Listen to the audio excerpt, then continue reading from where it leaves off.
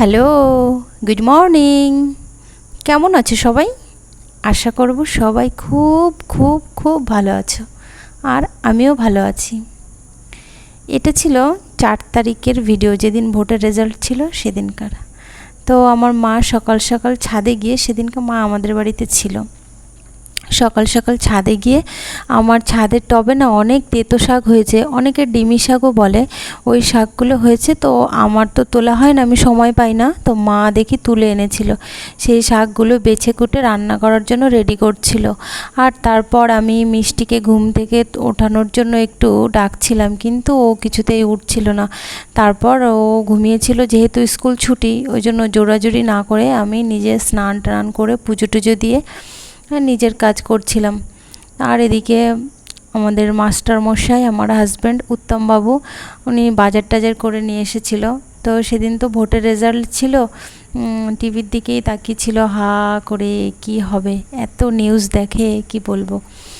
যাই হোক, তারপর আমি রান্না করি, কিন্তু সেদিন আমার মেয়ে বলছিল যে দিদার হাতের মাংস খাবে, মানে আমার মা রান্না করবে সেটাই খাবে। আমি নাকি ভালো রান্না করি না, ওর দিদা নাকি ভালো রান্না করে। তো সেই জন্য মাই সব কিছু করছিল। আর সেদিন আমার রান্না করতে ভালোও লাগছিল না। রোজ রোজ আমার রান্না করতে ভালো লাগে না, মাঝে মধ্যে একটু অফ থাকলে ভালো লাগে। তো বাড়িতে তো আর কেউ নেই যে সে রান্না করবে, তো মা এসেছিলো, মাই করছিল। আর বাজার থেকে চিংড়ি মাছ এনেছিল, সেই চিংড়ি মাছগুলো মা বাইরে বসেই কাটছিল। আমি বলছিলাম যে ঘরে বসেই করো, কিন্তু ঘরে না করে মা বাইরেই গিয়েছিল। আর এদিকে মিষ্টি, মানে মা যে মাছগুলো কাটবে সেগুলো দেখার জন্য ও ঘুম থেকে উঠে চলে এসছে বাইরে। আমি যখন ওকে অতবার ডাকলাম তখনও ওঠেনি। তারপর যখন যেই মা বাইরে এসছে তখনই দেখি ও উঠে পড়েছে, একা একাই উঠে গেছিলো। আর এই যে মা মাছ কাটছে আর ও বসে বসে দেখছিল। আর চিংড়ি মাছ খেতে তো আমার ভীষণ ভালো লাগে, বড় চিংড়ির থেকে ছোট চিংড়িগুলোই বেশি ভালো লাগে। তারপর মিষ্টি হাত মুখ ধুয়ে একটু ফ্রেশ হয়ে কিছু না খেয়েই সকাল সকাল ঘুম থেকে উঠেই দেখি খেলতে বসে গিয়েছে। এখন তো স্কুল ছুটি, সামার ভ্যাকেশান চলছে, আর ও বেশিরভাগ সময়ই খেলাধুলো করে কাটিয়ে দেয়, পড়াশোনা একটুও করে না। তারপর আমার বোন এসেছিলো, মা যেহেতু বাড়িতে ছিল না, বোন এসে আমাদের বাড়িতেই ওর খিদে পেয়েছিলো, একটু খেতে বসেছিল। তারপর মিষ্টিকে বললাম, মা তুই ভাত খাবি? তো বললো হ্যাঁ খাবো, কিন্তু আমি চিংড়ি মাছ ভাজা দিয়ে ভাত খাবো। তারপর মা ওকে একটু মাছ ভেজে দিচ্ছিল, মাছ ভেজে আবার বলছে ও শুধু শুধু মাছ ভাজা খাবে, ভাত দিয়ে তো খাবে সেটা আলাদা, কিন্তু ও এমনিই খাবে। তো ঠিক আছে খা।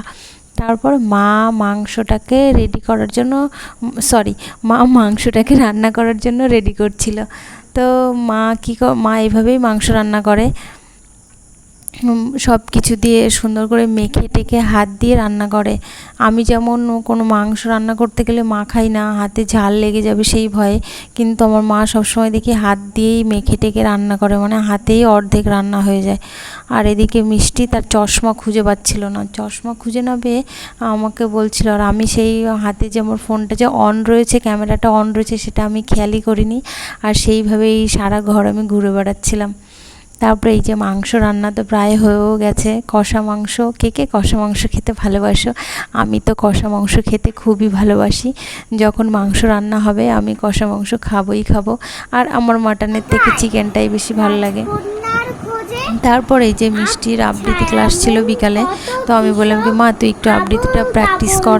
ওকে না বললে একদমই করে না, সবসময় ওকে করিয়ে করিয়ে দিতে হয়, বললেও করে না নিজে থেকে। তারপর বসে বসে ওকে একটু প্র্যাকটিস করাচ্ছিলাম। এই যে আমার মা রান্নার সিস্টেমই আলাদা, আমি কখনো সম্বরা দিই না আগে মানে রান্না করতে গেলে। আর মাকে দেখি মা সম্বরা ছাড়া রান্না করতে পারে না। যাই হোক, টাটা, সবাই খেয়ে নিও।